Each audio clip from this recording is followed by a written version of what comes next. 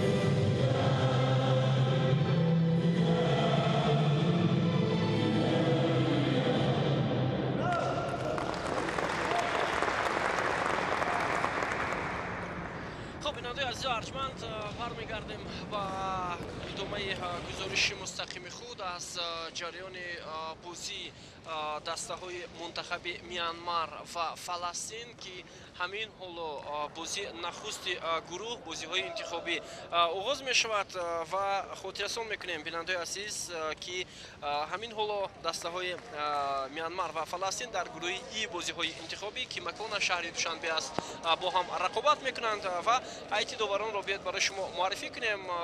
داوری بازی امروز از دولت بحرین است، حسین علی البهور. با او کمک میکند ویساکسونو واهی از اندونزیا. داوری سیوم جو یانکا از کره جنوبی و داوری وقت گذران در دیدار امروز از ازبکستان نیکیتا افینگینوف و حساب خواهد رفت. خب بازی بسیار هم مهم برای هر دو دسته و بیاید با هیئت دسته و توجه میکنیم. پنجگانه اولی دسته میانمار رقم 2 دروازه‌بان کیان هتت اونگ، رقم 5 تیان فت اونگ، رقم 7 نیام مین سو، رقم 8 میو مین سو کاپیتانی دسته و رقم 10 ناینگ لین دون کوای. سرمربی این دسته باندلت چاروینگوونگ از کشور تایلند است. خب هیئت دسته فلسطین رقم 1 علی الحواجری، رقم 3 احمد مسیریا، رقم 4 کاپیتان دسته احمد محمد، رقم 8 ایمود فهجان، رقم 9 عدنان سالوم. سرمربی این دسته شبلی اسوما از خود فلسطین است و 2 نفر از بازیگری اساسی این تیم بنابر سبب البته دیر آمدن با هیئت شامل نشدند. عموما حالا اونها با هیئت شامل نگردیدند. اعظم خوالید است و رشید شواهنا. این 2 نفر البته حالا با هیئت دسته منتخب فلسطین شامل نشدند. 2 بازیگر اساسی بود است. طبق اطلاعی که ما دریافتیم 2 بازیگر اساسی خود را دسته منتخب فلسطین حالا در هیئت ندارد و اونها باید عبارت از 10 نفر می شدند برای شرکت در بازی انتخابی جام آسیا، ولی همین حالا 8 یا 9 نفر هستند. اگر خطا نکنم و این میتواند 2 هیئت باشد برای دسته فلسطین، ولی شماره بازیگران دسته خب میانمار خیلی و خیلی زیاد است. غیر از 5 بازیگری اساسی حالا در کرسی احتیاطی این دسته 9 نفر دیگر هستند. در کرسی احتیاطی دسته فلسطین 7 نفر بیننده عزیز. برای همین هم شاید این تاثیر خود را رساند در بازی امروزه. خب همه چیز آماده است برای شروع رقابت نخستی بازی های انتخابی در گروهی و یادوار میشیم که اولین بار هم بعد از چند سال کنفدراسیون فوتبال آسیا تصمیم گرفت که همون سیستم متمرکزانیده شده را از بین ببرد و ما سالهای قبل میدیدیم که تنها دسته های مثلا عضو اسوسیاسیون فوتبال آسیا مرکزی با هم رقابت میکردند. برای مثال ترکمنستان و قرقیزستان و تاجیکستان و افغانستان اینها در یک گروه بودند، ولی این سال ما در گروهی کلا دیگر هستیم. مقابل ما دسته های اصلا ناآشنا حالا تا یک اندازه روبرو میشوند که این دسته ها در جام یعنی مرحله نهایی قهرمانی آسیا من تجربه زیاد ندارند.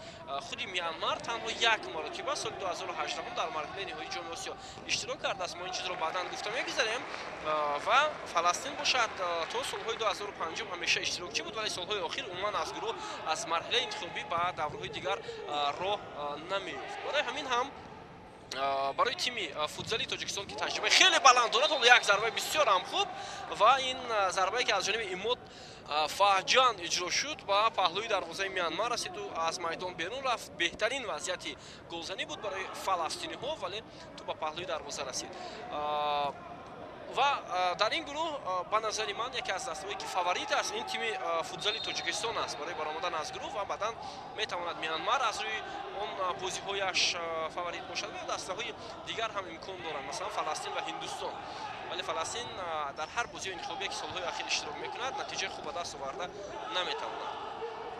خب حالا توپربای بازیگران میانمار و سفیدپوشان تا حال یگان حمله خود را انجام ندادند در آغاز رقابت.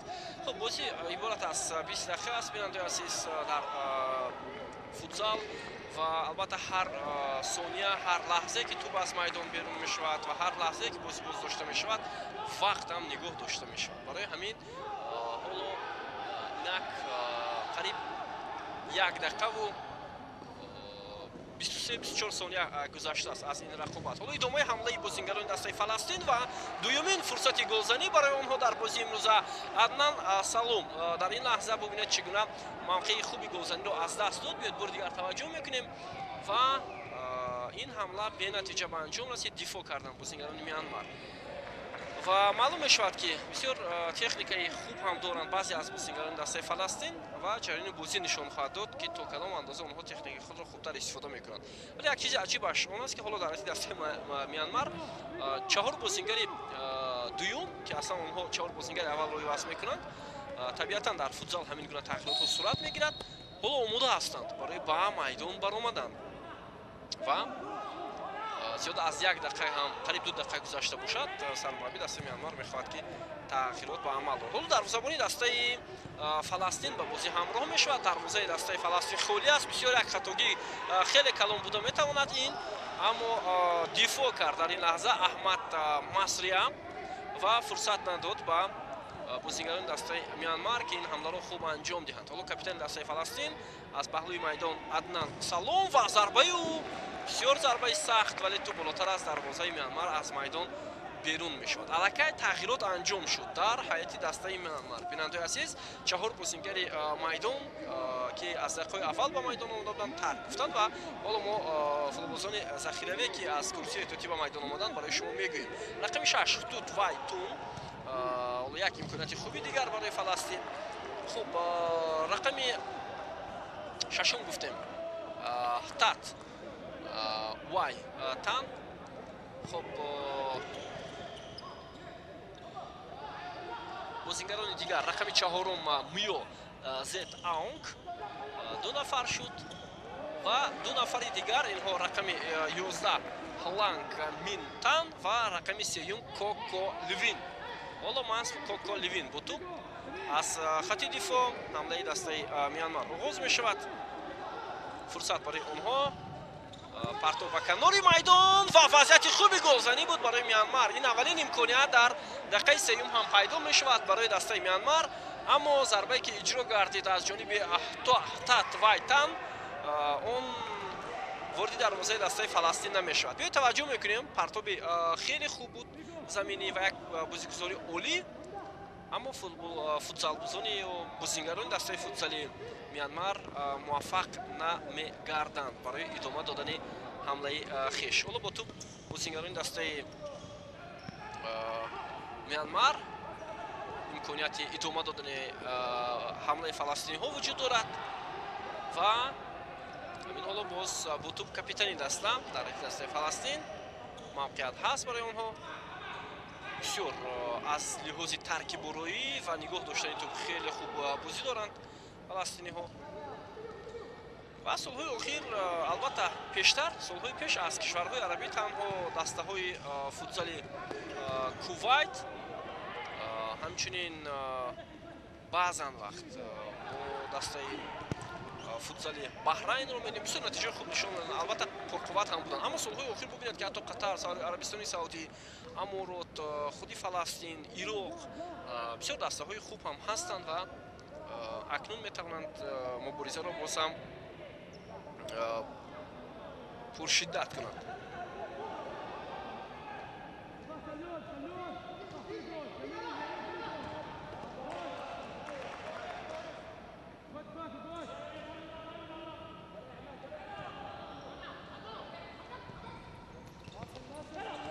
ادامه حمله دسته میانمار و چگونه فرصت بود و بهترین لحظه گلزنی را همین حالا هلانگ مینتان اجرا کرده نتوانست این فرصت 100% گلزنی بیننده عزیز.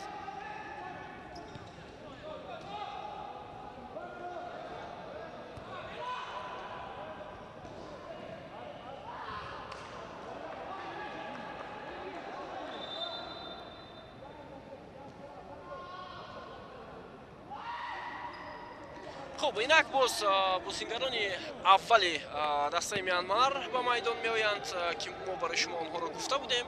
در حالت دسته فلسطین باشد حالا تغییرات نیست و همون بازیگران اساسی در میدان هنرنمایی کرده ایستادند.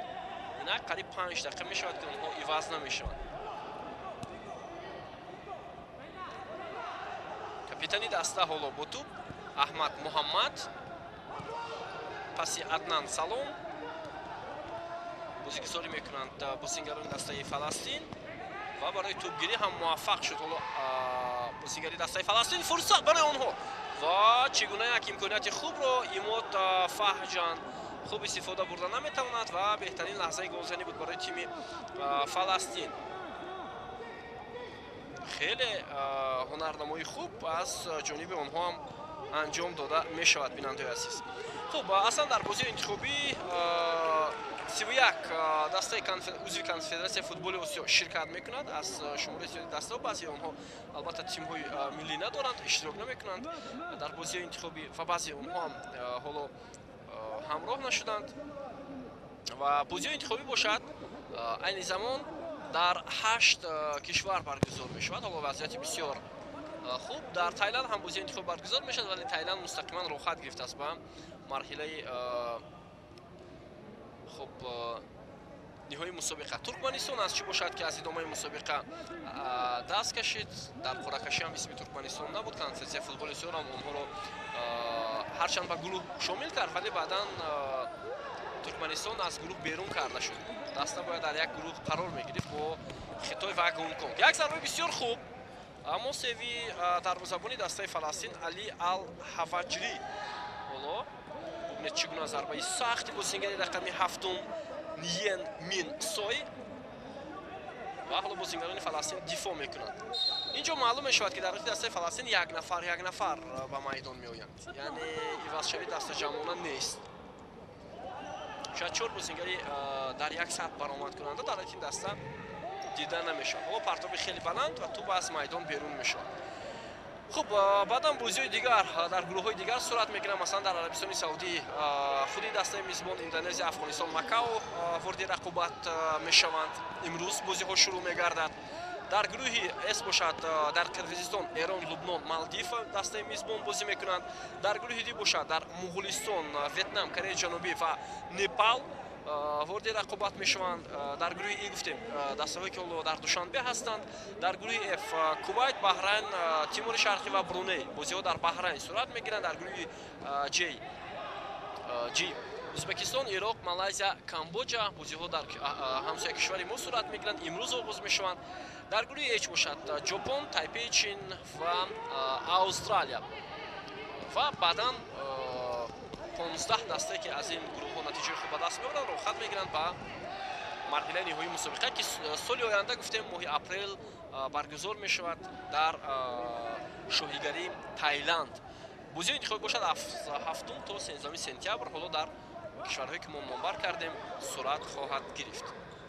حالا ادامه حمله است فوتبالگزان دسته فلسطین و یک موقعیت خوب هم است. پس به کنار میدان امکانیت ضربه زنی و اینجا ضربه عدنان سالوم بازیگر رقم 9 ولی دروازه‌بان دسته تایلند کیاو تت این وضعیت را برطرف کرد. حالا باز یک حمله دیگر امکانیت ادامه دادن حمله برای بازیگران دسته فلسطین وجود دارد. اندکی قفانشینی میکنند بازیگران فلسطین توسط دروازه‌بان.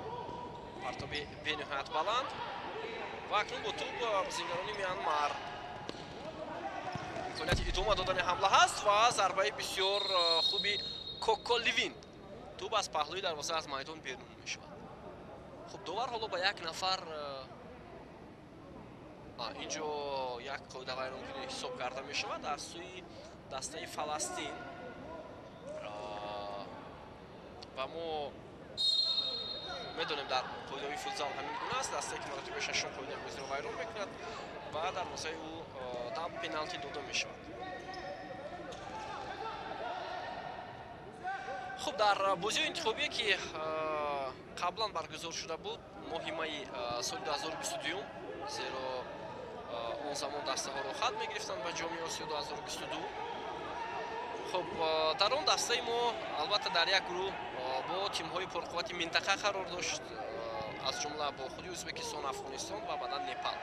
ва дастаи мо ҳамроҳ бо Ӯзбекистон аз гурӯҳ ба марҳилаи ниҳоии мусобиқа роҳ хоҳад гирифт. Аз минтақаи шарқ ки онҷо куллан бозиҳояш дигар аст, масалан минтақаи Asian ки онҷо уқёнус рақобатот ба тарзи дигар сурат мегирад. Дар гурӯҳи Б Мианмар муваффақ шуд, ҳамроҳ бо Ветнам онҳо зинаи дуюмро касб карданд дар рақобат бо Австралия ва Тимур Шарқӣ.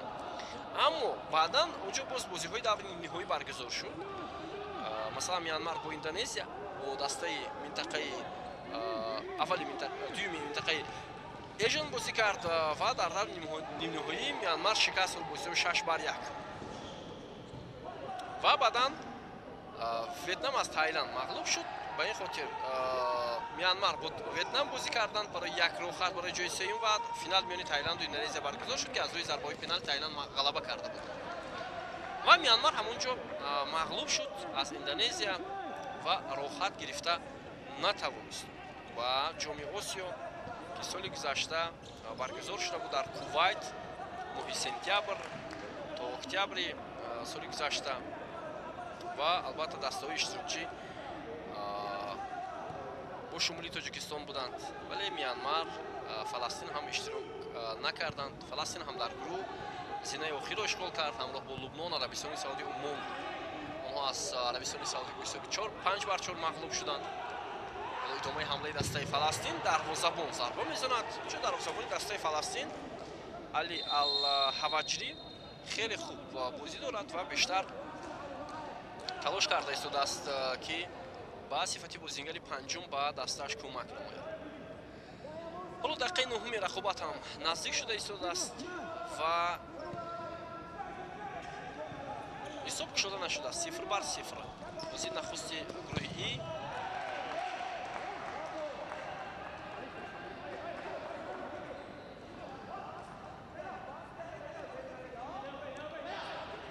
И дастаи мунтахаби Мианмар танҳо як бор дар ҷоми Осиё иштирок кардааст. он ҳам соли 2000 як имконият барои дастаи Фаластин, фурсати бисёр хуб, зарба аз масофаи дур ва зарбаи кунҷӣ.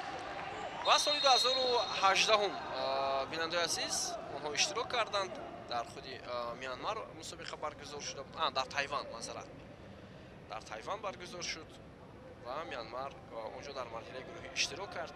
ҳоло баъдан дар ин маврид гуфта мегузарем. биёед ба зарбаи кунҷие ки бо иштироки бозингарони Фаластин аст таваҷҷӯҳ мекунем. Али Ал-Ҳаваҷри дарвозабон, капитани даста Аҳмад Муҳаммад партоби ӯ ва андаке хато ҳам буд. хоб соли 2018 Мианмар дар як гурӯҳ бо Эрон, Ироқ, Чин қарор дошт. бозии нахуст бо ҳисоби 14-0 ба фоидаи дастаи Эрон ҷанбаст шуд муқобили Мианмар.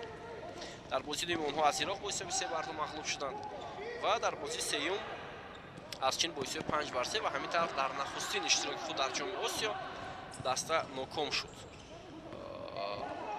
ин соли 2018 буд. албатта соли 2018 ҳам дастаи мо аз гурӯҳ набаромад. бо Ҷопону Ӯзбекистону Кореяи Ҷанубӣ буд дастаи мо аз гурӯҳ баромада натавонист. идомаи ҳамла бо иштироки бозингарони дастаи Мианмар, вале бозам бенатиҷа. яъне Мианмар як маротиба иштирок кардааст дар ҷоми Осиё.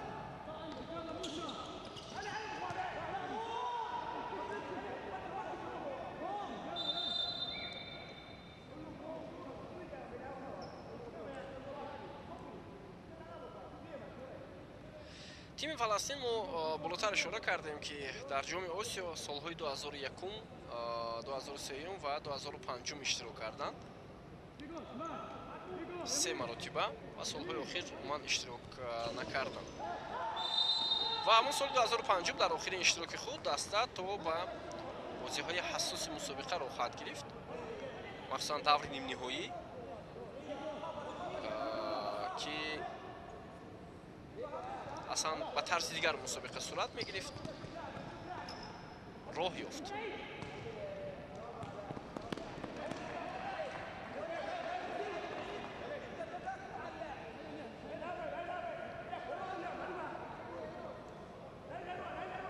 хоб боло дарвозабони дастаи Фаластин ҳамчун бозигари рақами панҷум дар майдон нардамоӣ мекунад ва инҷо хато аввалин қоида вайронкунӣ аз сӯи бозигарони дастаи Мянмар. Таваҷҷӯҳ мекунем бисёр гузариши хуби капитани дастаи Мянмар.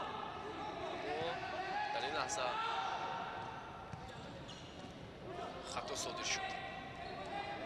идомаи ҳамла бо иштироки бозигарони Фаластин.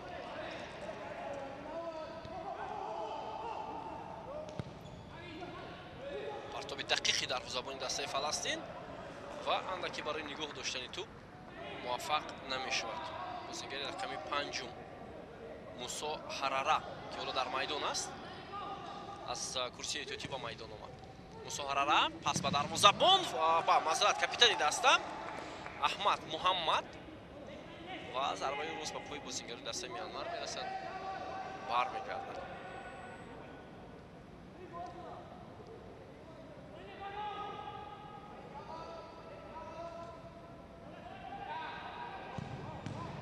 боз як амалкарди дигар, ҳамлаи дигар аз сӯи бозигарони дастаи Фаластин аст. бозӣ бештар зери назорати бозигарони дастаи Фаластин мебошад.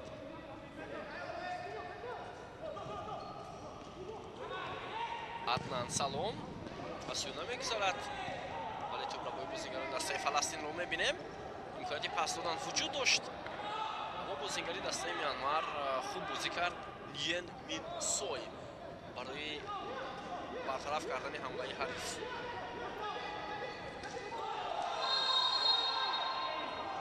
хатои навбатӣ дуюмин хато аз ҷониби бозигарони Мянмар дар бозии имрӯза буд ва Мусо Ҳарара осеб гирифт. биёед мебинем ки чӣ гуна бисёр дағал бозӣ кард ва довар ин лаҳза метавонист корти зард нишон диҳад. чаро аз назари довар ин лаҳза дур монд? суол аст беҷавоб.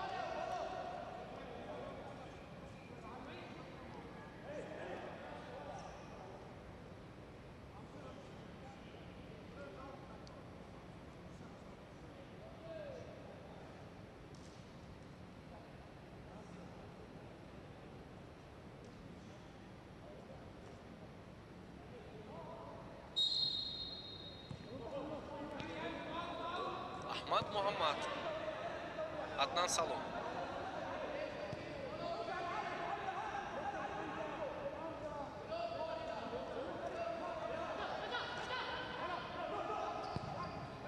пас ба канор, идомаи ҳамлаи дастаи Фаластин ва бинед ки онҳо чӣ гуна маҳорати инфиродии худро, техникаи баланди худро ҳоло ба намоиш мегузоранд. имконияти идома додани ҳамла ҳаст. зуд пас медиҳанд, зуд ба ҳамла мераванд, зуд мавқеи худро иваз мекунанд бозигарони дастаи Фаластин. вале инҷо як фишори бозигарони Мянмар боис шуд ки онҳо тӯбро соҳиб шаванд. Тиен Пет Аунг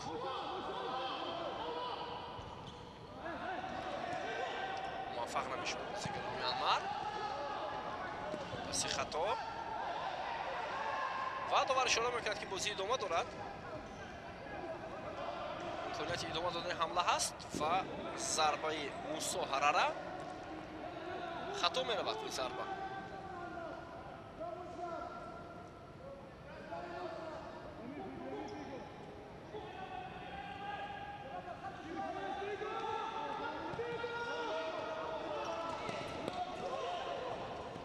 имконияти идома додани ҳамла ҳаст.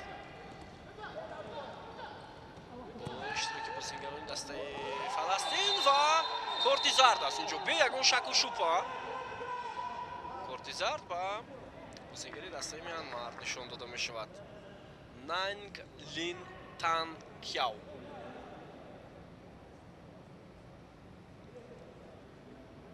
аввалин корти зард дар бозии имрӯза ва сеюмин хато ё қоида вайронкунии бозигарони дастаи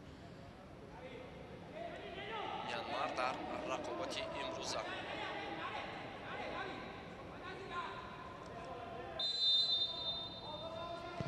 ҳоло зарбаи ҷаримавӣ аз ҷониби Аҳмад Муҳаммад бенатиҷа ба поён расид ва зуд дар ҳолати дастаи Мианмар 4 гузингари асосӣ вазъ мешаванд.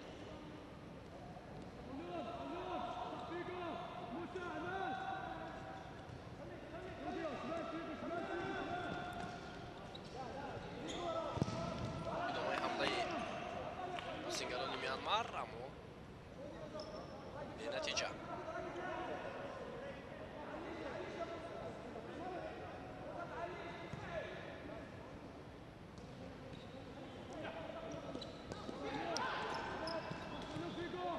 ҳоло бо туп бозингарони дастаи Мианмар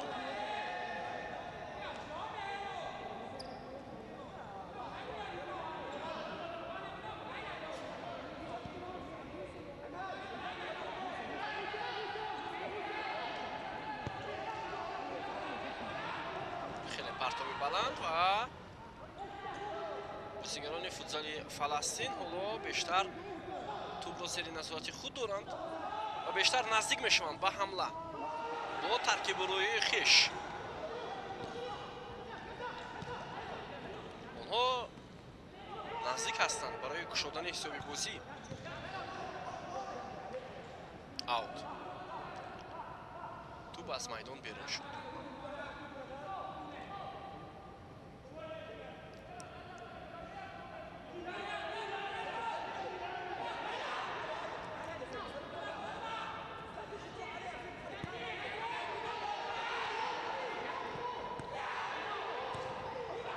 Аднан Салом, дарвозабон Алҳаҷри,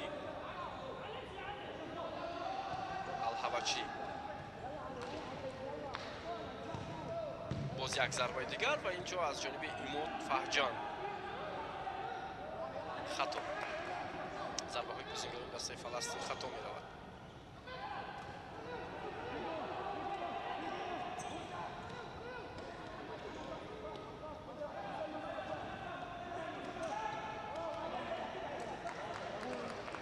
аут ба фоидаи дастаи Фаластин аст.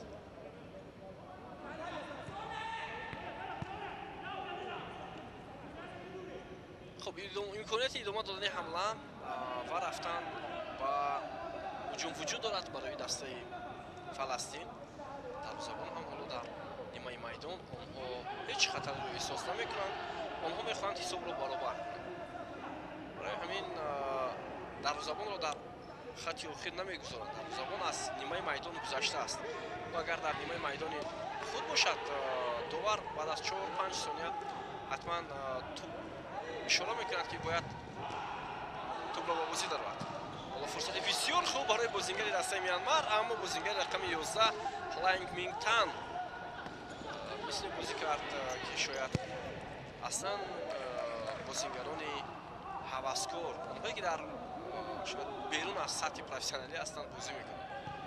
дарвоза холӣ буд, имкони задани зарба вуҷуд дошт ҷониби дарвозаи дастаи Фаластин.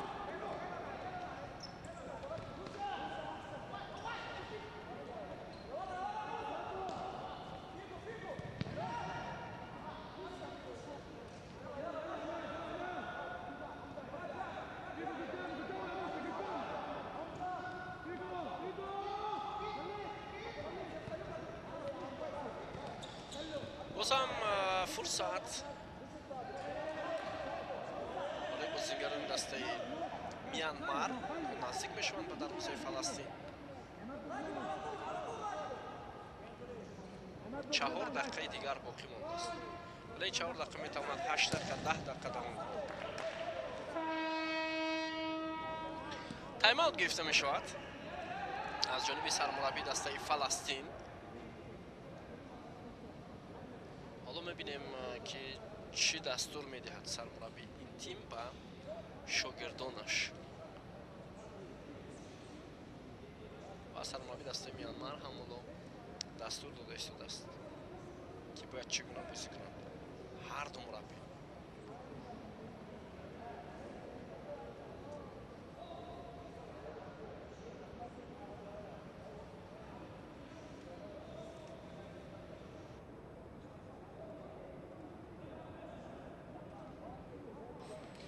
шояд давоми дақиқаи боқимонда дар қисми аввал барои ҳар ду мураббӣ ҳам лозим аст. барои ҳамин ҳам онҳо мехоҳанд ки як коре анҷом диҳанд, то он ба нафи даста бошад ё дастури муфиде диҳанд дар ҳамин лаҳзаи бисёр ҳассос.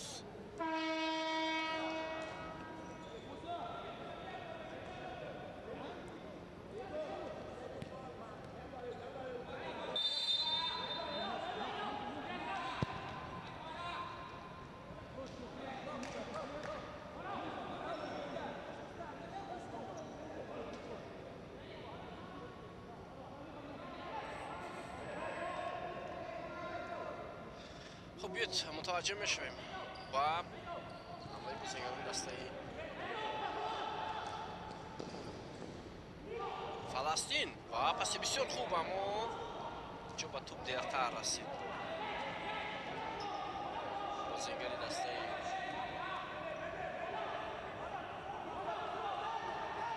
فلسطین و حالا از اول اونها حمله خود رو ادامه میدیم.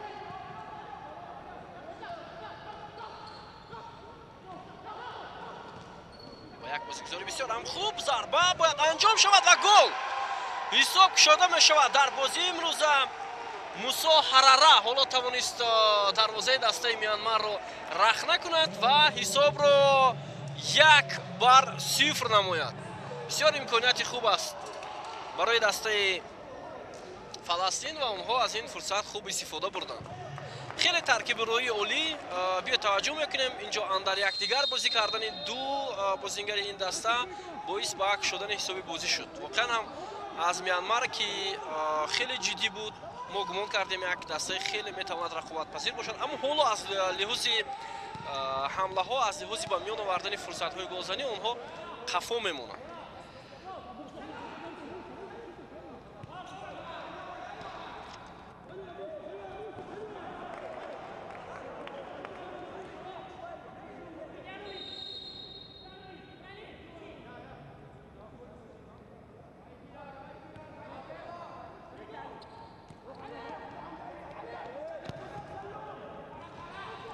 باز هم ادامه حمله دسته فلسطین و باز یک فرصت خوب، اما این دفعه ضربه اماد فهجان خطا می رود و خیلی افسوس میخورند مربیان دسته فلسطین. این موسی حراره بود است، اما نفری که حالا دروازه رو رخنه کرد اصلا او در پنجگانه اولی دسته فلسطین نبود، از کرسی احتیاطی به میدان اومد.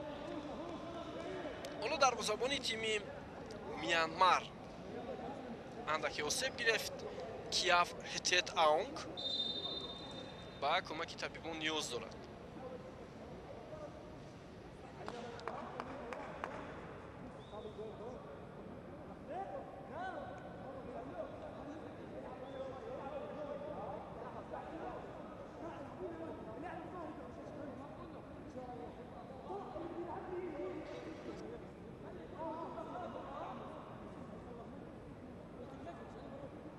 خب دروازه‌بان دسته میانمار را حالا از میدان بیرون میکنند. اینجا در وقت حمایه اون زمانش رو نادرست گذاشته است، برای همین فکر میکنم دروازه‌بان احتیاطی حالا با میدان میاد.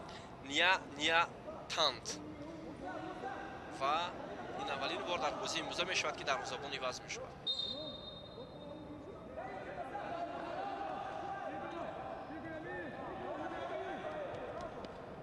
حمله بازیگران میانمار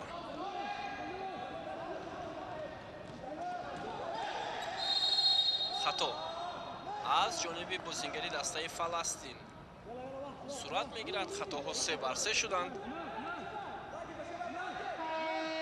و زیاده از 2 دقیقه دیگر باقی مانده است. تایم اوت نوبتی این دفعه از جانب سرمربی دسته میانمار گرفته شد و اکنون در این لحظه ها دستور میده شد ضربه جریمه‌ای با یک بازیگزاری خاص انجام شود برای اونها.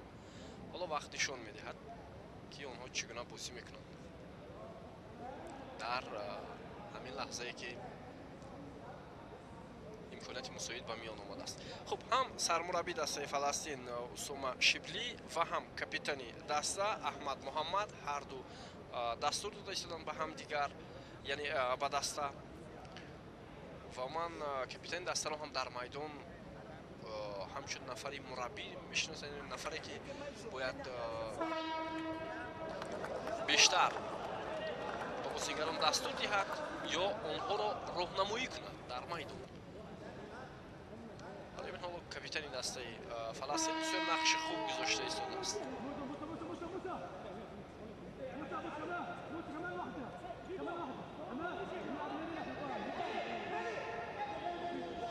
خب حالا ضربه جایموی با اشتراک بازیگران دستای میانمار در نزد توپ بازیگری رقم 7 نین مین سوی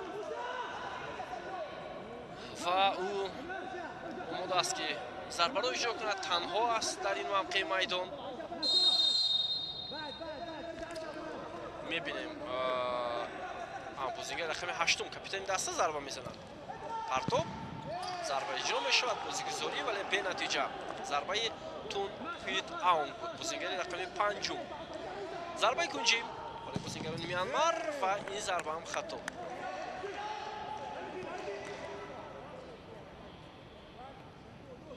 راسو 2 دقیقه و 53-52 ثانیه دیگر باقی مانده است.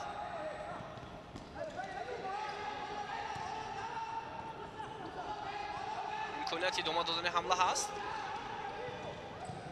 برای بازیگران فلسطین.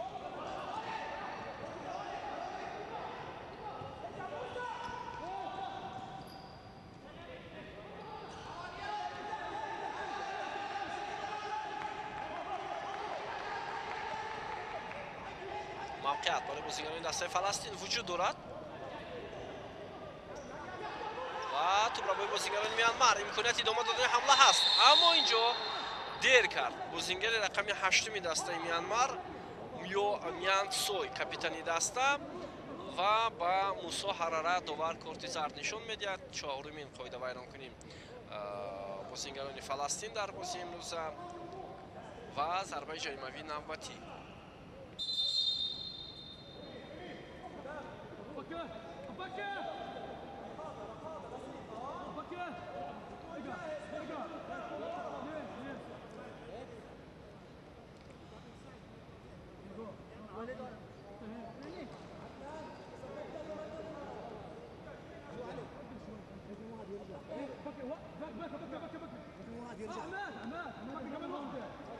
خب حالا چهار قاعده ویران کنی از جانب بازیگران فلسطین صورت گرفته است. خب ضربه جایموی با نفع تیم میانمار.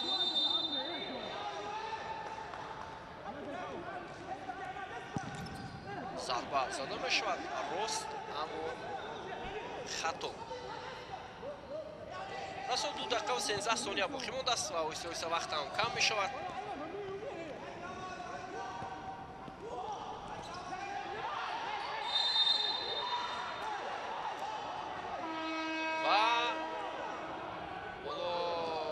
اعتراض میکنند بازیگران میانمار که با بازیگری دسته فلسطین کارت زرد نشان داده شود زیرا او در مقابل ناینگلین تن دخل بازی کرد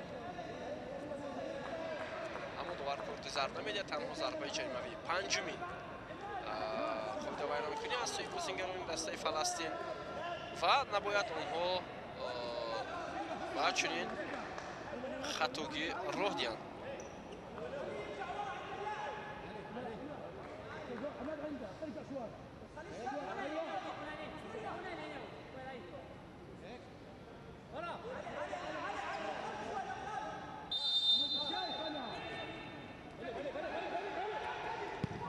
ضربه زده می شود و بسیار ضربه سخت هم بود اما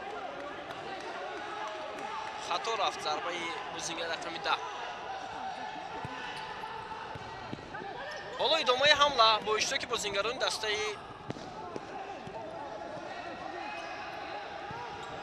میانمار. فرصت بسیار خوب برای گلزنی و سیو عالی دروازه‌بان علی الحوجری.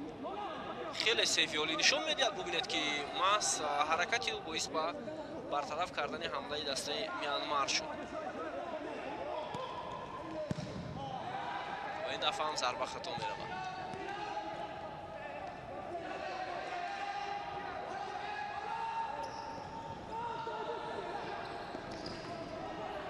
اندکی فرصت رو به دست گرفتن بازیگران دسته میانمار اما حمله دسته فلسطین و ضربه بسیار خوب ҳам будааст ҷониби аҳмад масриям, вале пас надод. Агар пас медод шояд беҳтарин фурсат мешуд, вале зарба зад ҷониби дарвозаи ҳариф.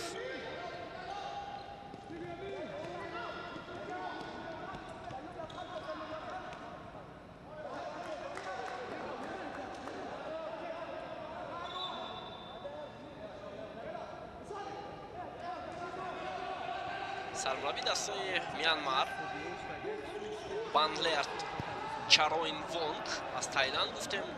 бисёр шояд афсӯс мехоҳад аз он фурсатҳое ки шогирдонаш истифода бурда наметавонанд.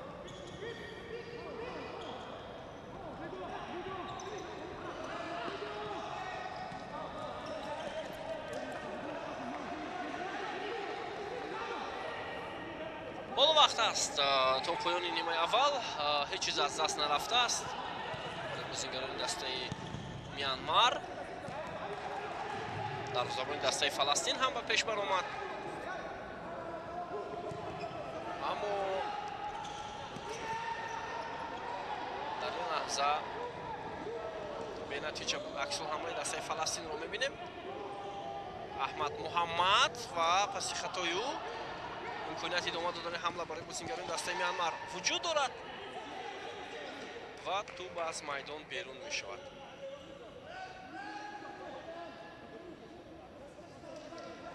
40 сония боқӣ мондааст бинандаи азиз.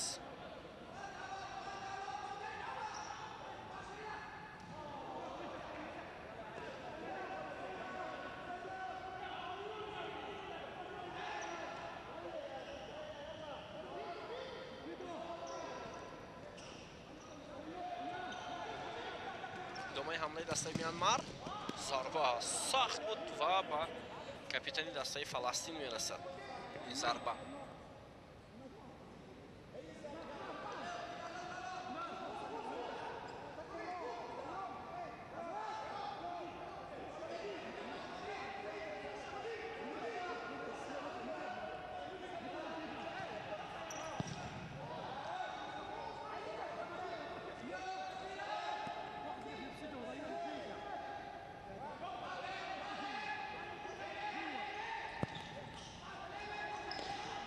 имконияти идома додани ҳамла барои бозингарони дастаи Фаластин вуҷуд дошт, аммо ҳамаи он бенатиҷа ба анҷом расид. ҳоло бетаваҷҷӯҳ мекунем ба ҳамлаи дастаи Мянмар. онҳо фурсат доранд. сонияҳои ба шумор боқӣ мондааст ва як беҳтарин имконияти хуб.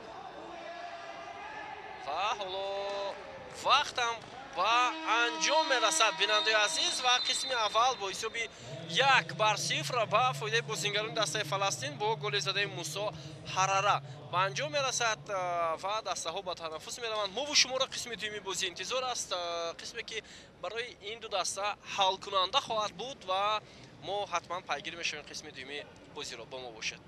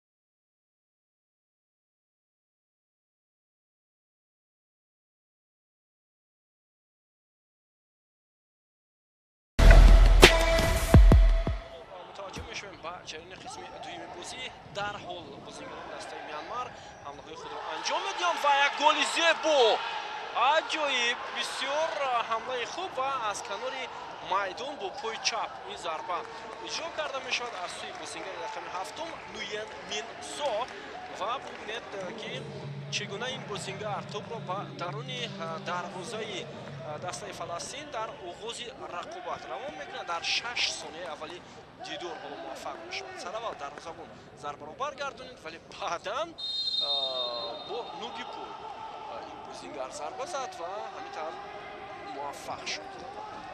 ҳисоби 1-1 бинандаи азиз ва ҳоло аз маркази майдон хато сурат мегирад аз ҷониби бозингари дастаи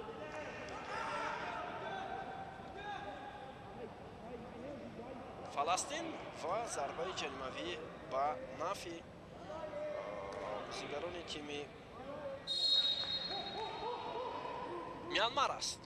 мо баъдан барои шумо ҳайати дастаҳоро мегӯем, гуфта мегзарем, бесавол таваҷҷӯҳ мекунем ба ҳамлае ки бозингарони тими Мянмар доранд. онҳо дар қисми дуюм фаъол мешаванд нисбат ба нимои аввал. хуб бозингарони асосии дастаи Фаластин дарвозабон Али Ал-Ҳаваҷри аст, таҳти шумораи 1 дар майдон ҳоло рақами 3 Аҳмад Масрия, рақами 8 Имод Фаҳҷан, рақами 4 капитани даста Аҳмад Муҳаммад ва ҳамчунин рақами 9 Аднан Салум ки ҳоло бо тӯб аст. ин бозингар ва гузариши бисёр хубию имконият барои бозингарони дастаи Фаластин ва зарбаи Имод Фаҳҷан. тӯб аз паҳлӯи дарвоза аз майдон берун мешавад ва беҳтарин мавқеят барои бозингарони дастаи Фаластин аммо муваффақ нашуданд. биёед бозингароне ки дар майдон дар дастаи Мянмар ҳастанд барои шумо гуфта мегузарем. рақами 10 Нанг Лин Танкяу, рақами 2 дарвозабон бу дар қисми аввал ҳоло бошад дар дарвозаи дастаи Мянмар бинобар ҳисоби усеб гирифтани дарвозабон рақами 1 Ния Тант қарор дорад. хуб дар майдон рақами 7 Ниен Минсо, рақами 8 капитани даста Мо Миансу бо ҳамлаи дастаи Фаластин ва рақами 5 Тран Фет Аунг ҳунарнамоӣ мекунанд.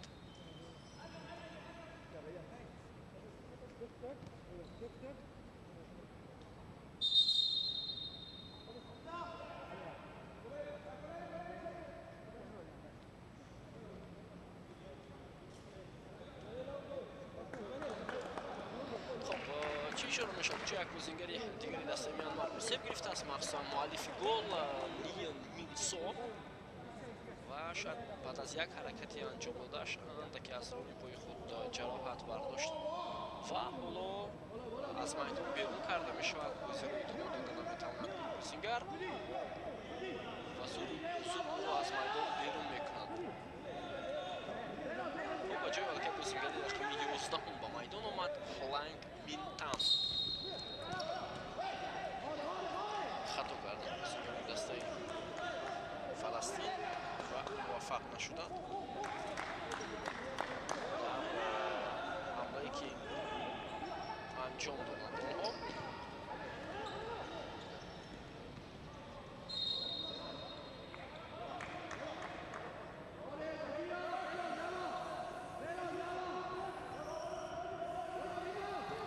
имконияти идома додани ҳамла ҳаст бинандаи азиз барои бозингарони дастаи Фаластин,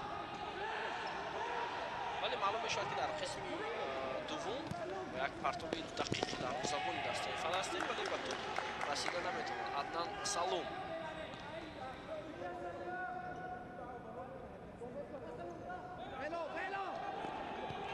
ҳоло бо тӯб бозингарони дастаи Мянмар имконияти идома додани ҳамла аз сӯи бозингарони Фаластин, вале тӯбро дошта мегирад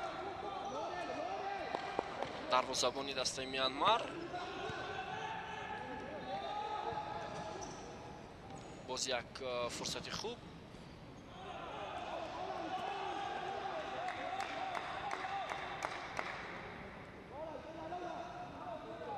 бозингари вазнмешавад дар дастаи Мянмар як бора як бозингар иваз шуд, ҳоло ба майдон рақами 4 миёд Тен Аунг фори дигар дид ва ӯ Ҳайн Фет Аунг бозингар рақами 5 ҷо иваз кард.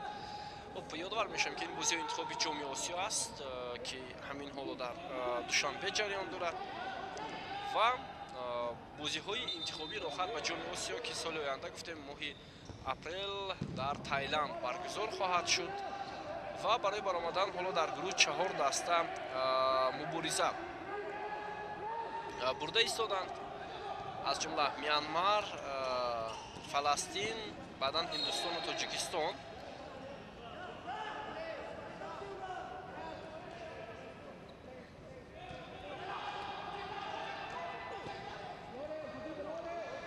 дар гурӯҳҳои дигар ҳам мо дар қисми аввал гуфтем кадом даста мубориза мебаранд ва дар ин гурӯҳ албатта тими мизбон тими мо фаворити асосӣ аст, яъне афзалияти бештар дорад барои баромадан ба даври дигар. ва бинандои азиз, аз гурӯҳҳо ду дастаӣ ба даври ба бозиҳои ниҳоии ҷоми Осиё роҳ меёбанд. танҳо аз як гурӯҳ як даста, аз гурӯҳе ки Ҳонконг ва Чин ҳастанд, ду даста дар як гурӯҳ, онҷо яктои онҳо рохат мегиранд ба даври дигар. ва дигар аз ҳама гурӯҳҳо ду дастаӣ роҳи худро ҳамвор мекунанд ба марҳилаи ниҳоии ҷоми Осиё.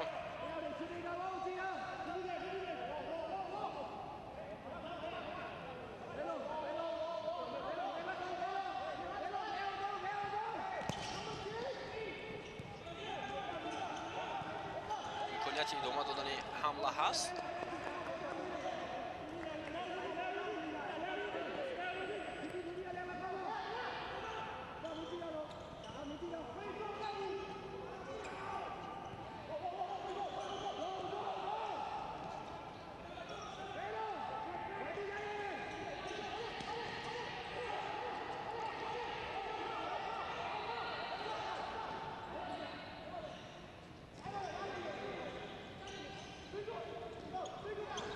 як имконияти дигар барои идома додани ҳамла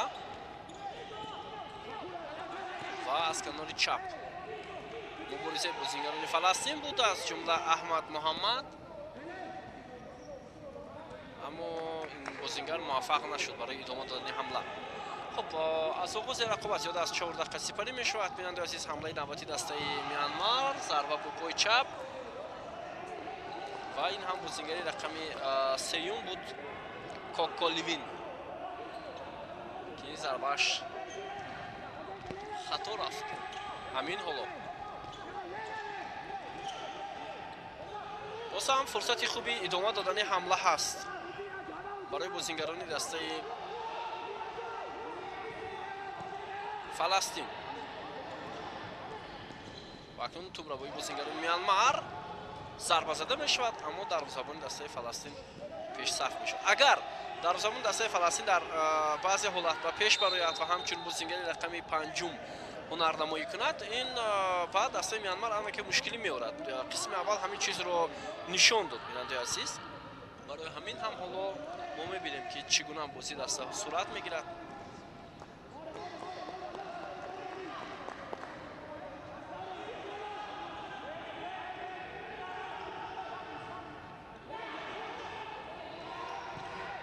дарвозабон ба пеш баромад, паси ӯ дақиқ буд, аммо Аднан Салум тӯбро идора карда натавонист.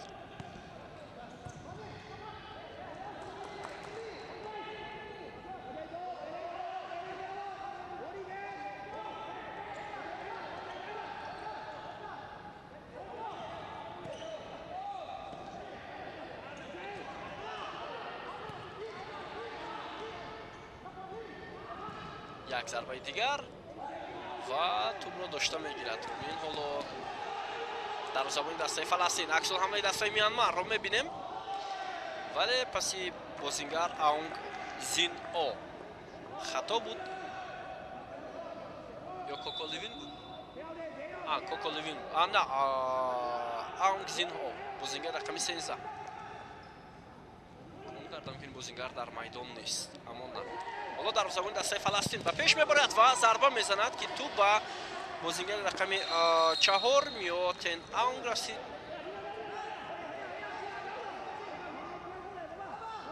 мунтахабони дастаи Фаластин ҳам ҳунари бисёр хуби ба нимаи майдони ҳариф омаданро дорад.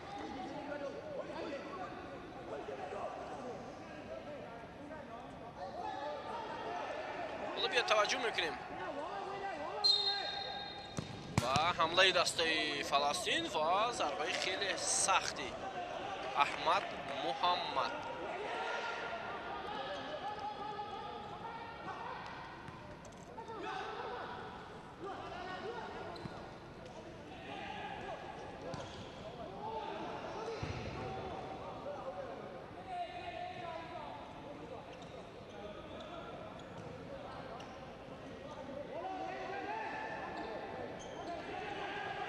با تو بازیگران دسته فلسطین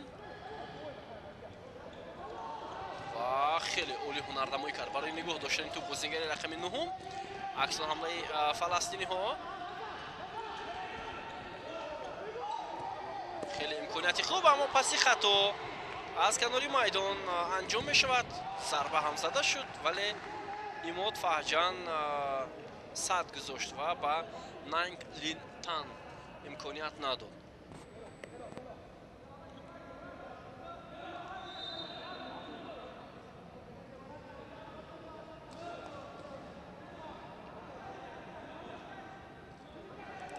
البته در بازی انتخابی بیننده عزیز اون دسته‌های غیر از تیم ما اشتراک دارند که اونها اصلا تجربه بازی در مرحله نهایی جام آسیا رو خیلی و خیلی کم دارند.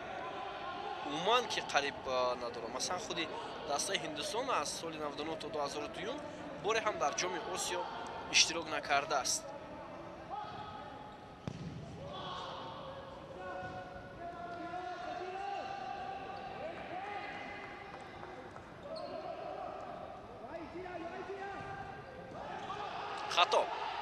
خطا از جانب بازیگران فلسطین، ضربه جانبی دروازه و توپ به پهلوی دروازه بر میخورد.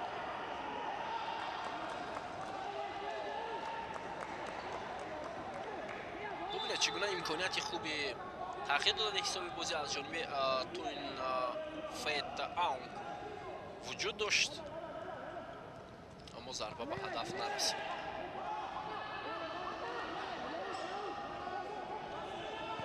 باز هم با تو بازیگران میانمار فرصت هست و اوت و نفی بازیگران دسته میانمار است. حالا یک بازیگر در دسته فلسطینی وضع می شود و میدان تحت رقم 3 وارد می شود در دسته احمد مصریام و میبینیم که حالا کیها در میدان بازی میکنند در دسته فلسطین و اینجا یک حمله نوبتی دیگر امکانیت خوب هست برای بازیگران دسته فلسطین اما به نتیجه.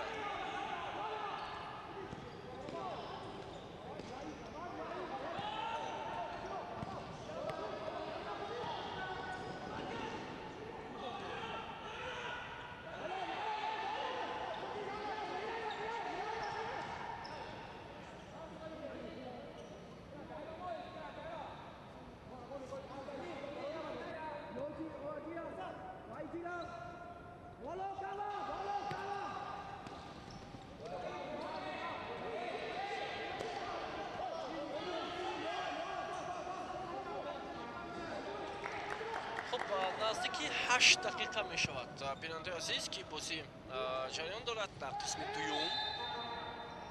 اوت حالا از روی خطا یا خود ویرانگری ها دسته فلسطین باعث یک بار صرف پیشرفت نه بازی جریان دارد آنها یک خطا کردند در بازی موزه در قسم اول 5 خطا از جانب آنها صورت گرفت. اگر یک خطای دیگر میکردند همین طریق ضربه پنالتی تعیین میشد و دروازه دسته فلسطین. خب زود بازیگری وضع میشود در دسته میانمار. حالا дарвозабони дастаи Фаластин ба пеш мебарояд ҳамчун нафари панҷум ва ин имконият хоҳад дод ки бештар фаластиниҳо бо тӯб бозӣ кунанд. бештар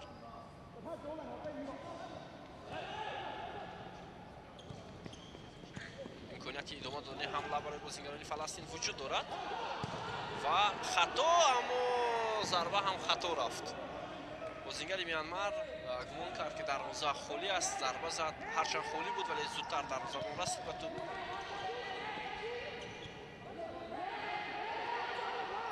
капитани дастаи Фаластин Аҳмад Муҳаммад, ҳоло имконияти хуби идома додани ҳамла вуҷуд дорад. паси хато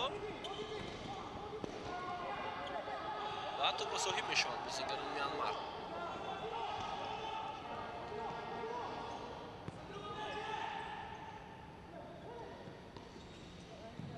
зарба ва ин зарба хеле баланд анҷом мешавад.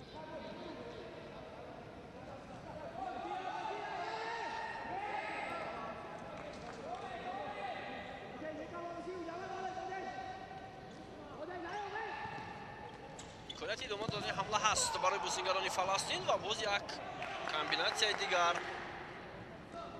имконияти хеле хуб ба миён омад, аммо бенатиҷа.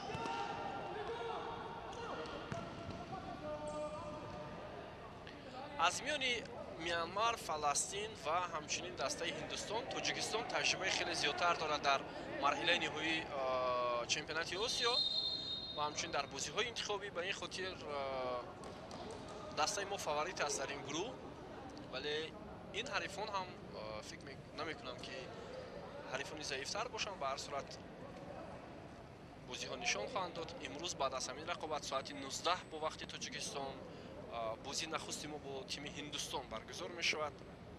ман гуфтам ки Ҳиндустон ягон маротиба дар чемпионати Осиё иштирок накардааст, вале метавонад як дастае бошад ки барои дигар ҳарифон сюрприз кунад. хуб, дар ҳайати дастаи Миянмар боз бозингари дуюм осеб мегирад.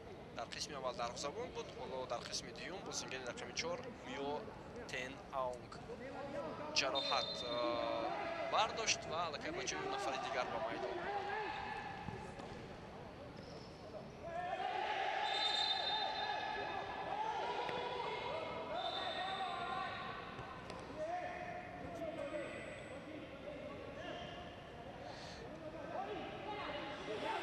хуб, ҳоло аут ба фоидаи бозингарони Фаластин.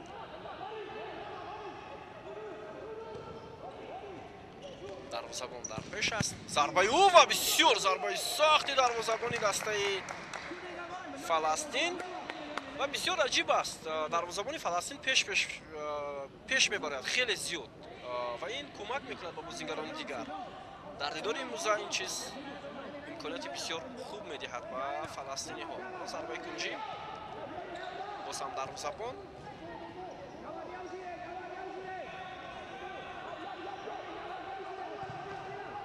қариб хато кунад капитани даста. партови баланд ва тӯб аз майдон берун мешавад.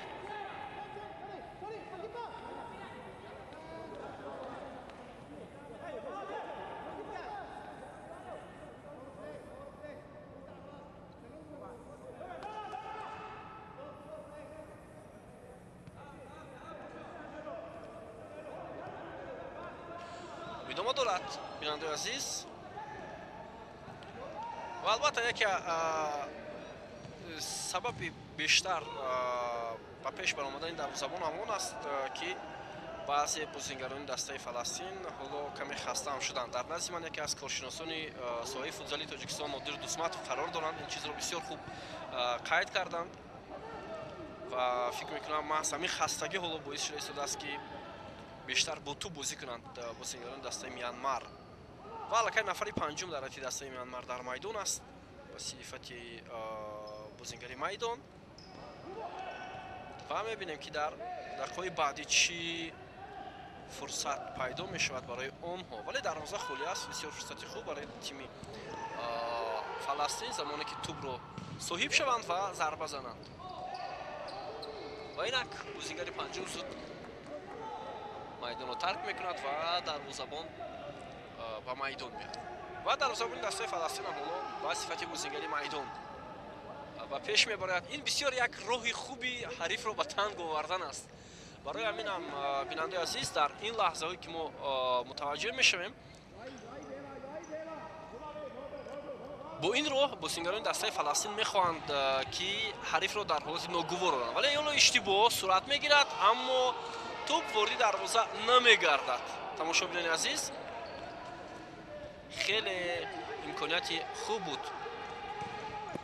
зарбаи навбатӣ ва бисёр зарбаи хуб буд. Ин Мусо Ҳарара, муаллифи голи дастаи фаластин, ҳамон нафаре ки дар бозии имрӯза дар қисми аввал ба задани гол даст ёфта буд. ҳоло зарбаи кунҷӣ барои тими фаластин Аҳмад Масрея дар назди туп имконияти хуб буд, аммо зуд тупро аз даст доданд бозингарони фаластин. 2 муқобили 1, вале дар лаҳзаи охирин муваффақ намешаванд. миянмариҳо андаке онҳо ҳам хаста шуданд дар ин лаҳза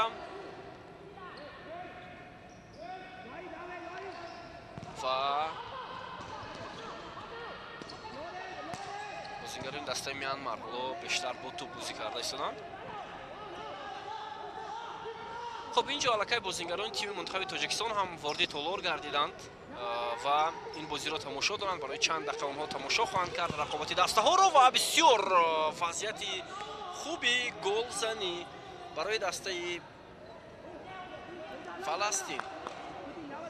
биёед таваҷҷӯҳ мекунем, капитани даста зарба зад Аҳмад Муҳаммад. ҳоло зарбаи кунҷӣ, имконияти хуб ва як зарбаи дигар, боз ҳам сейви дарвозабони тими Миянмар.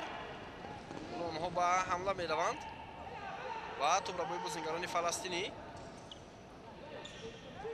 хеле гузариши хуб. инҷо 2 маротиба капитани дастаи фаластин хост аз бозингарони тими Миянмар гузарад.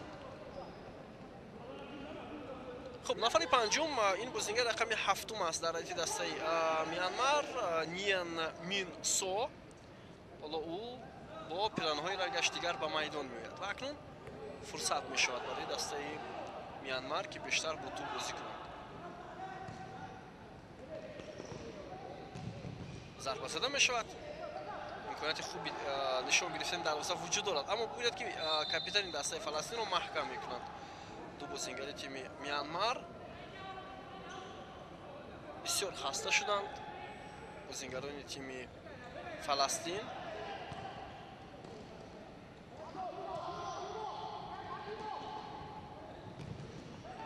ва имконияти хуб барои дарвозабон. ҳоло зарба зада мешавад, аммо туп аз паҳлӯи дарвоза берун мегардад.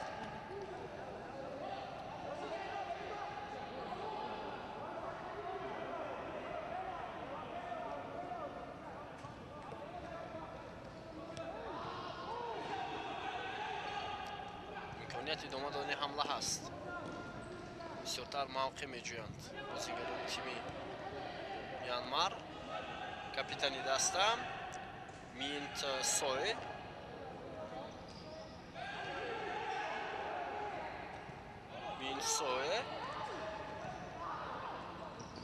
фурсат ҳаст барои бозингарони Миянмар ва ин лаҳза бартараф мешавад. зарба ҷониби дарвоза, аммо инҷо аллакай капитани дастаи Миянмар қарор дорад, барои ҳамин иҷоза намедиҳад ки туп тарафи дарвоза равад.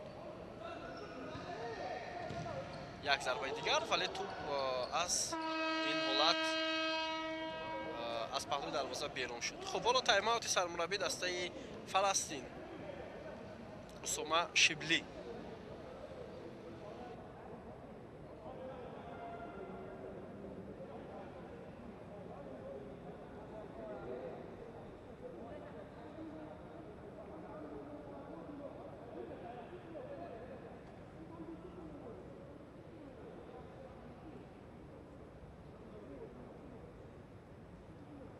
خب حالا سرمربی دسته فلسطین ببینید چگونه توصیه میدهد، دستور میدهد و بازیگران که چگونه هنرنمایی کنند. اونها خیلی و خیلی خسته شدند. زیاد از 7 دقیقه دیگر باقی مانده است، کمتر از 7 دقیقه دیگر. برای همین هم ҳамеша дар хати дифоъ бозӣ кардан ин хеле душвор аст ва боз онҳо тактикаи худро доранд, медонанд ки чӣ гуна бозӣ кунанд.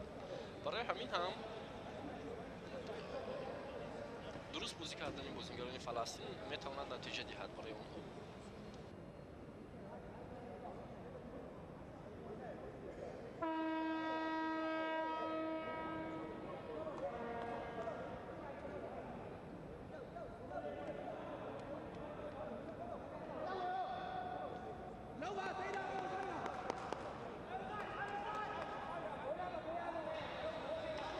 خب حالا شروع میشود بازی از دروازه دسته فلسطین و خطا میکند بازیگر میانمار. پرتاب ضربه و چگونه امکانیتی خوب بود برای دسته فلسطین و بهترین فرصت رو حالا از دست میدهد. موسی حراره پاس میدهد به بازیگر رقم 8 اما ایماد فهجان نمیتوانند توپ را به درون دروازه روان کنند. همین حالا اگر توپ دوم به دروازه دسته میانمار روان میشد فکر میکنم برای دسته میانمار خیلی و خیلی دشوار میگردید، اما از این چیز خود بازیگران فلسطین خوب استفاده بردن نتوانستند. باز هم نفر پنجم در دسته میانمار به میدان میآید. رقابت ادامه خواهد کرد. توپ از میدان بیرون شد، اوت و نفی دسته فلسطین.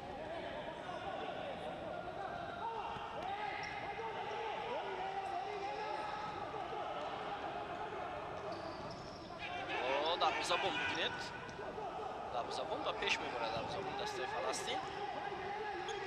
امکانیت خوبی ادامه دادن حمله برای بازیگران دسته فلسطین بود ولی موقعیت را از دست دادند و همینطور بازیگران میانمار هم موفق نشدند برای ادامه دادن حمله.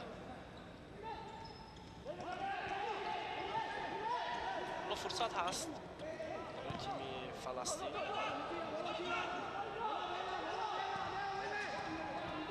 پس با کنار میدان با کاپیتانی دسته بود و اکنون میتوان با اکشن حمله روند بازیگران فلسطین. دو مقابل دو امکانیت ضربه‌زنی هم هست و اندک دیر کرد بازیگر رقم 8 ایماد فهجان. اگر نبسید در موقع خوب بود ضربه نوبتی و باز هم ضربه هجومی برای تیم فلسطین.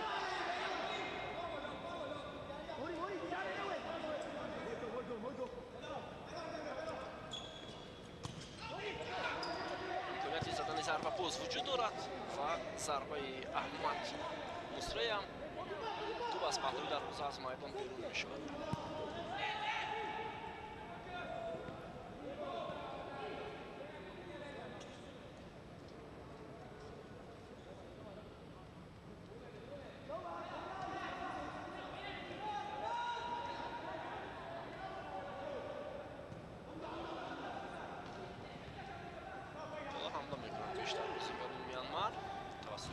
پنجم بسیار خفناک بود. لحظه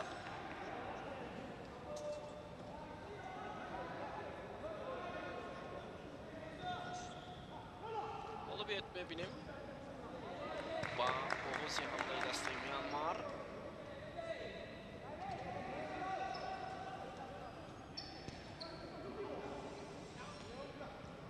وقت خیلی کم باقی مونده است.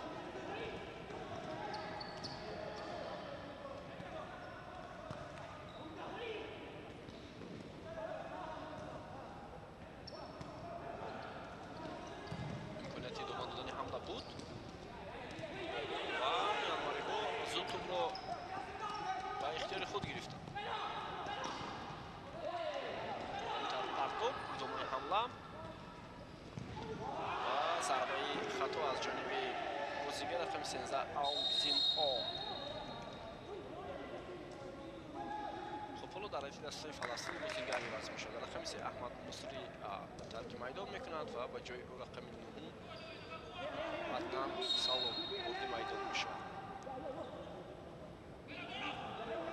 و گفتیم که سرمربی دسته میانمار متخصص از تایلند است. بیننده عزیز، ما درباره دسته منتخب فوتبال تایلند خوب آگاهی داریم. یک دسته خیلی خوب است و این سال محض چمپیونات آسیا در تایلند برگزار می شود. дастаи бозингарони тими Фаластин.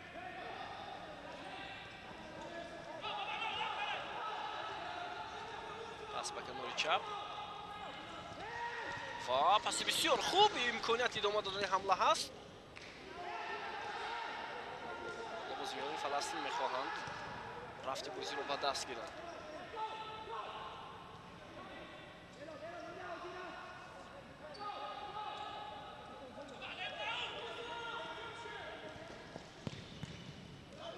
аут. Туп аз майдон берун мешавад. ва таймаути навбатии дафъа аз ҷониби сармураббии дастаи Мянмар гирифта мешавад ва биёед мебинем ки чӣ дастур медиҳад сармураббии дастаи Мянмар ба шогирдонаш дар ин таймауте ки гирифта шуд.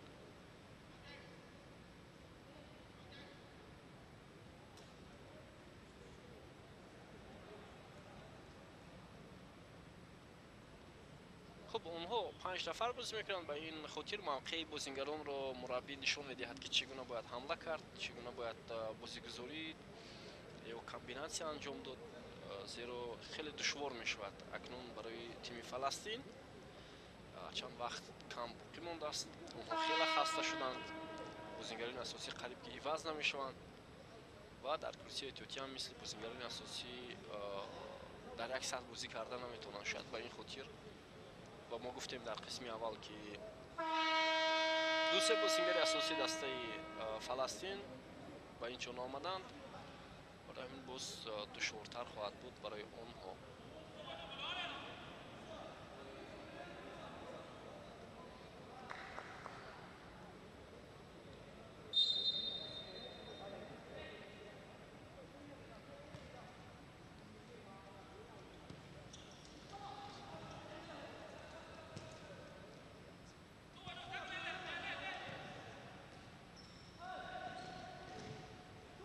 имконияти бисёр хуб зарба задан ҷониби дарвоза, вале туп аз болои дарвозаи дастаи Мянмар аз майдон берун мешавад. хеле фурсати хуб буд барои дарвозабони дастаи Фаластин.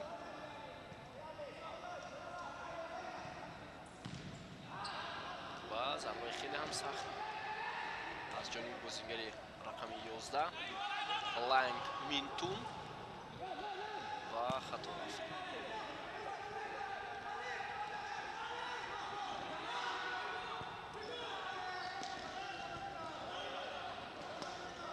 зиёда аз як дақиқаи дигар боқӣ мондааст. бинандаи азиз, зиёда аз як дақиқаи дигар вақт ва мебинем ки нахустин бозии гурӯҳи ин дар бозии интихобӣ бо чӣ натиҷа ҷамъбаст мешавад. ҳар сония нақш мебозанд. имрӯз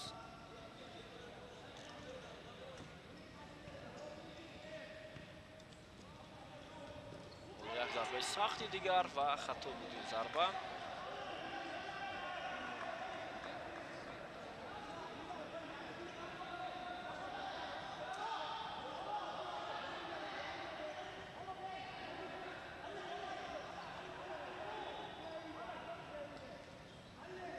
идома додани ҳамла ҳаст барои Мянмар ва натавонист. ҳарчанд мавқеат буд, инҷо дарвозабон хато кард.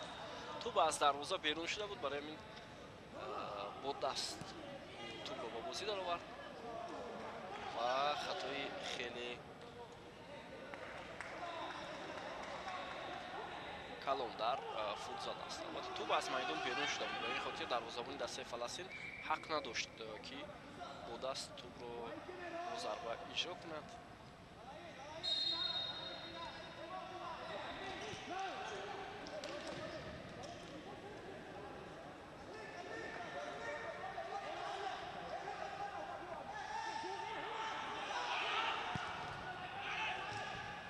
бола тупро бои бозингарони Фаластин.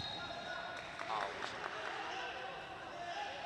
акнун ин қадаре ки дифоъ карданд бозингарони Фаластин, ҳисобро нигоҳ доштанд, барои онҳо лозим аст боз дақиқаи охирро ҳам нигоҳ доранд ба нафъи худ ва ба мақсади худ расанд.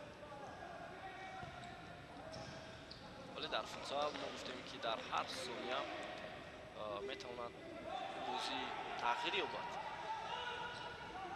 сониyaҳои ба шумор боқӣ мондааст.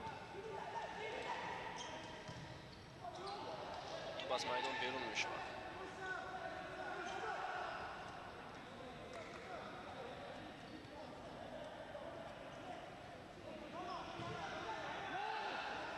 партоби хеле баланд ҷониби дарвозаи дастаи Мианмар, вале дарвозабон инҷо тӯбро дошта мегӯяд ва зуд тарки майдон мекунад. Ба ҷои ӯ ба майдон Нил Мин Со меояд ҳамчун нафари панҷум.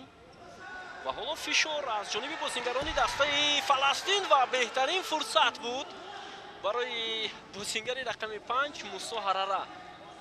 ҳоло метавонист ҳатто голи ғалабоварро ба дарвозаи дастаи Мианмар равон кунад. инҷо бубинед 5 нафара бозингарони Мианмар талош доранд, аммо бозингарони Фаластин фишор меоваранд дар нимаи майдони дастаи Мианмар. ин шояд дастури сармураббии тим аст. ва акнун аксулҳамлаи бозингарони тими Мианмар ва гол! ҳисоб 2-1. сонияҳои ба шумор боқӣ монда буд ва ҳамин тавр дубл дар ҳисоби бозингари рақами 7 Нин Мин Со.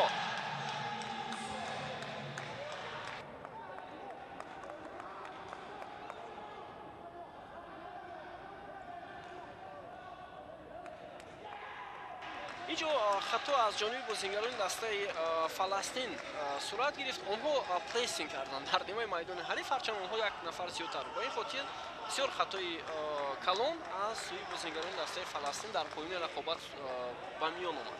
табу 15-16 сония дигар боқӣ монда буд. метавонистанд бозингарони дастаи Фаластин ҳисобро нигоҳ доранд ва танҳо хати дифоъро пурқувват кунанд, вале барои онҳо омад накард. худи онҳо хато карданд. ҳеҷ чизе дар ин рақобат зидди онҳо набуд. албатта танҳо хатоги худи онҳо буд. ҳоло вақт хеле кам боқӣ мондааст.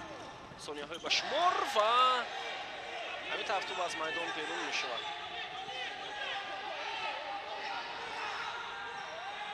партоби хеле баланд, тӯб дар майдон аст ва мо лаҳзаи охири рақобатро мунтазир мешавем. ва ҳамин тавр Мианмар дар поёни рақобат бо ҳисоби 2-1 бар Фаластин ғалаба мекунад ва ҳамин тавр соҳиби 3 хол мешавад дар гурӯҳи И дар бозиҳои интихобӣ. ва